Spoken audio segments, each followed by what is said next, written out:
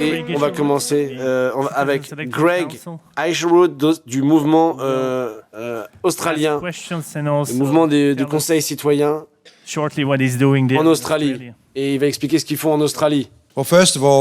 Premièrement, je voudrais remercier Jacques Cheminade, Elga Tsep-Larouche pour leur hospitalité et la délégation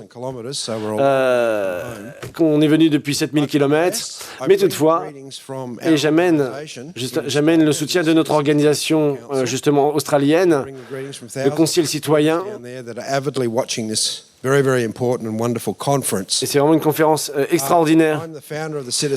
Je suis le fondateur justement du Conseil pour le citoyen électoral australien et dans les 23 dernières années, on a collaboré avec le mouvement international de la Rouge qu'on a reconnu justement comme le seul capable sur l'ensemble des continents de faire face à la situation. Et la situation est claire. On vient de voir ce que dit M. Larouche sur la Troisième Guerre mondiale. La question est là. On a un besoin urgent d'amener les BRICS justement dans notre monde. Et c'est ce qu'on fait justement en Australie. On est une organisation de masse. On est un parti politique national. Et on a des centaines d'activistes dans l'ensemble du pays qui sont constamment mobilisés sur ces idées de l'Institut Schiller. Et donc, conséquemment à cela, on a pu pénétrer dans beaucoup de réseaux, dans beaucoup de lieux, justement, pour faire connaître ces idées. Et dans l'hémisphère sud,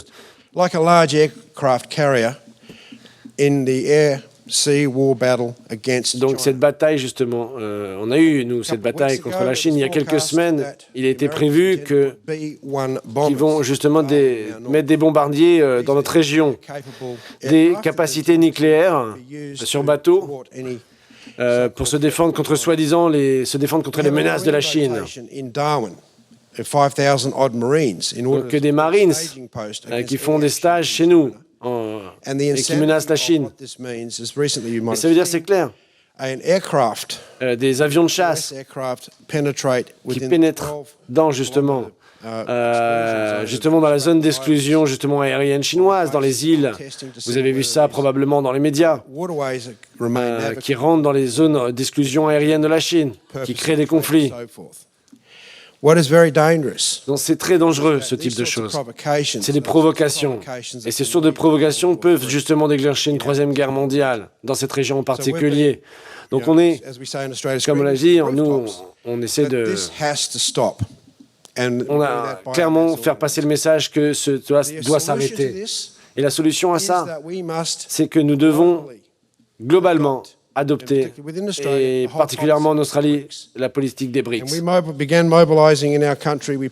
Et on a publié justement des 100 000 de notre magazine, Le Nouveau Citoyen.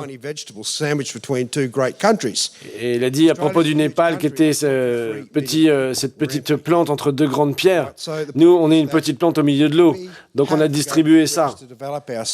On a publié ce document pour aller avec les BRICS. Le système est en train de s'effondrer. Nous devons rejoindre les BRICS dans un nouvel ordre économique. Pourquoi l'économie australienne doit y aller? On est toujours dans l'Empire britannique. Et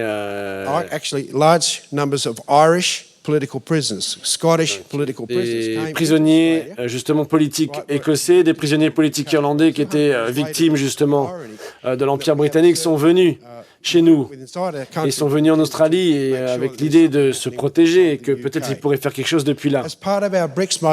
Et dans la continuation de notre mobilisation sur les BRICS, je voudrais encourager chacun d'aller sur notre site. On a également fait une conférence internationale justement sur les BRICS pour amener la paix à l'ensemble de l'humanité. Et Madame Larouche justement a fait une intervention justement à ce moment-là par vidéo. Et ça a créé un changement historique. Puisqu'il y avait des gens très importants. Il y avait le président du comité de recherche des BRICS qui était là.